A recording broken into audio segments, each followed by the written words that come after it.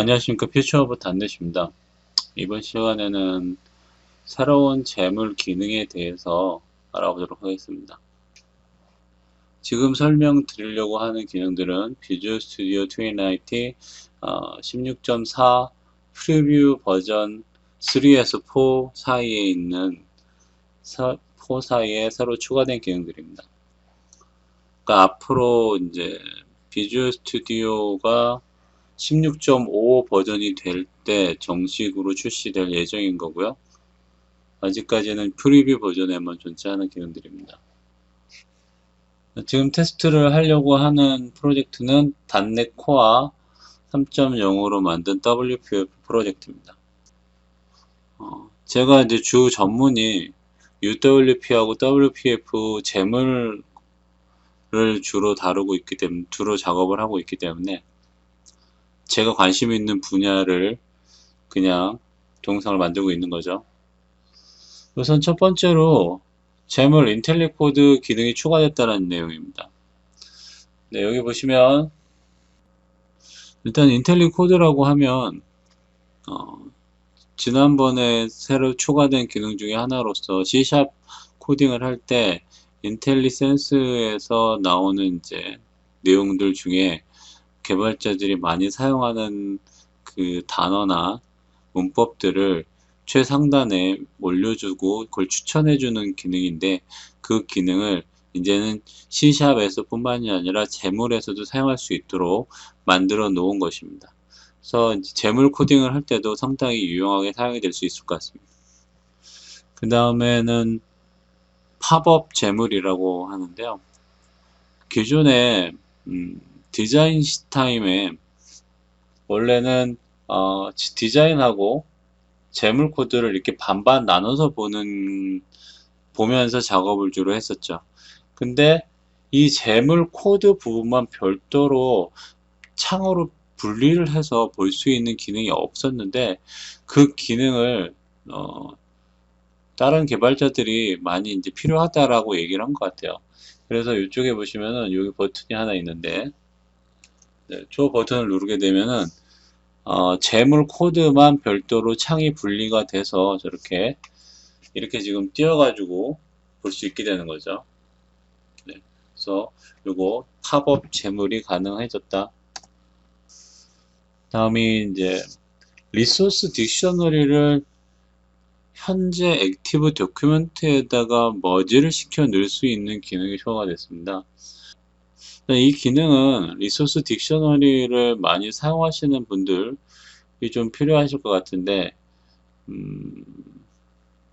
잘 모르겠어요. 저거를 많이 쓸까? 일단 리소스 딕셔너리에 있는 모든 내용을 현재 액티브 도큐멘트로 다 가지고 와 버리는 건데, 너무 리소스 딕셔너리에 있는 내용이 너무 많아 버리면 엄청 지저분해질 수 있죠. 그래서 그렇게 딱히 이게 좋은 건지 어떤 건지 모르겠는데, 여튼 필요하다라고 얘기를 해서 추가를 한 것 같습니다. 그 다음에 인앱 툴바, 요게 인앱 툴바인데요. 네, 요거를 인앱 툴바라고 하는데, 저 인앱 툴바를 좌우로 움직일 수 있는 기능이 생겼어요. 그래서 왜냐하면 이게 정 가운데만 있기 때문에 이게 매우 좀 눈에 거슬리는 게 되게 많거든요. 거슬리는 게 많은데, 이거를 왜 좌우로 움직여서 이쪽 부분에서 뭔가 봐야 될 내용들을 확인할 수 있는 기능이 이렇게 추가가 됐습니다. 아주 뭐 큰 기능은 아닌데 그냥 좀 편리성을 위한 기능인 것 같습니다. Show Just My 재물이라는 그런 기능이 추가가 되는데요.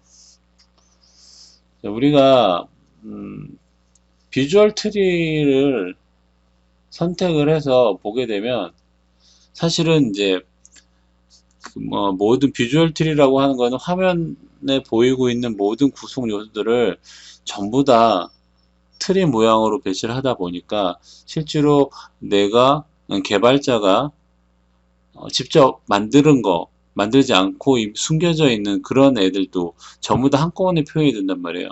그런데 그거를 좀 더 간편하게 개발자가 작성한 코드를 중심으로 해서 보고 싶은 경우, 저 버튼을 한번 누르게 되면 내가 작성한 재물 코드만 볼 수가 있고요.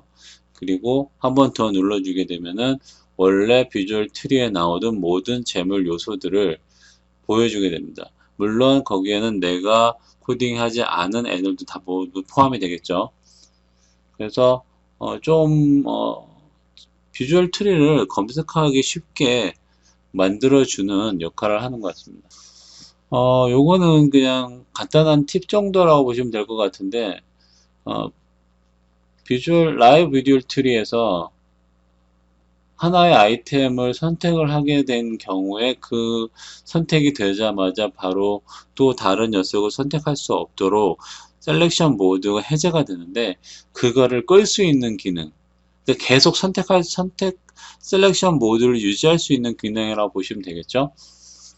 그래서 어떻게 가느냐, 네, 옵션의 디버거의 제너럴, 그 다음에 enable UI debugging tool for GEM을에서 turn off selection mode when an element is selected를 체크를 풀어주시면 계속 선택이 되는 겁니다.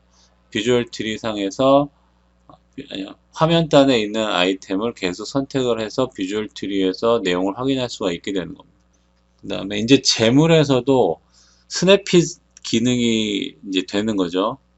재물의 스냅핏 기능이 됩니다. 어떻게? 여기 보시면 저 COL이라는 거 있죠. COL이라고 치고 탭 누르면 컬럼 디피니션이 하나가 만들어지게 되는 거고요. 그 다음에 그 밑에도 또 있죠.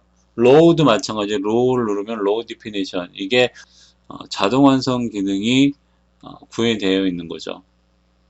그리고 어떻게 보면 이게 조금 일반 개발자들한테 좀 필요한 내용 중에 하나라고 볼 수 있는데, 바인딩 에러가 났을 경우에 이거 찾기가 되게 까다롭거든요. 그래서 이 바인딩 에러를 찾을 수 있도록 도와주는 툴이 요번에 이제 익스텐션으로 만들어져서 나왔습니다. 이게 익스텐션이고요. 익스텐션에 들어가셔가지고 온라인 가서 검색을 하실 때 재물 바인딩 디버그 아웃풋이라고 해서 검색을 해서 설치를 하시면 됩니다. 요 녀석은 현재 WPF에서만 사용이 가능하고요. 그래서 만약에 설치를 하시고 나면 디버그 윈도우에 여기 재물 디버깅 피처라는 녀석을 선택을 해주시면 이렇게 아래쪽에 창이 이렇게 나옵니다. 요 내용을 이용을 해서 찾아보시면 될 것 같아요. 바인딩 오류를 조금 쉽게 찾을 수 있도록 지원을 해주는 그런 툴이 생겼다. 그렇게 알아주시면 될 것 같고, 활용하시면은 바인딩 에러를 찾는 데 도움이 되실 것 같습니다. 요거는 다음 버전쯤에서 나올 예정인 것 같은데 현재는 없는데 suggested action이라고 해서 이제 원래는 우리가 컨트롤에 어떤 프로퍼티를 수정하려고 하면 오른쪽에 프로퍼티 윈도우를 찾아가지고 검색을 해서 찾은 다음에 뭔가 수정을 하게 되죠. 이렇게 해도 되고, 아니 여기다 직접 내가 알고 있는 프로퍼티라고 하면 직접 써도 되는데, 일반적인 가장 개발자들이 많이 수정하고 많이 고치는 그런 프로퍼티들을 모아서 하나의 윈도우로 만들어 놓은 거예요. 그래서 이제 예를 들면 이런 거죠. 윈폼에서 뭐 버튼을 선택을 하면 버튼 오른쪽 상단에 플레이 버튼 같은 거 하나 생겨가지고 그거 누르면 이렇게 팝업 윈도우가 딱 뜨면서 이 버튼에 대해서 수정하려고 하는 그런 프로퍼티들이 모아져 있는 그런 윈도우가 하나 뜨는데, 그런 기능을 구현을 해 놓은 것입니다. 이게 Suggested Action이라고 해서 이런 윈도우가 하나 뜨게 되는 겁니다.